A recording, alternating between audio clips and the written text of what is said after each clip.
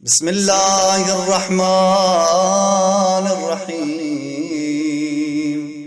اللهم صل على محمد وآل محمد.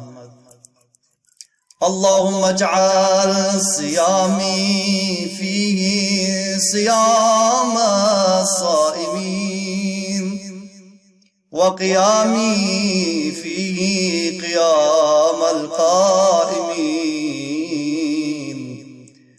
ونبهني فيه عن نومة الغافلين، وهب لي جرمي فيه يا إله العالمين، واعف عني يا عافيا عن المجرمين، بحرمة محمد وأهل بيته الطيبين الطاهرين.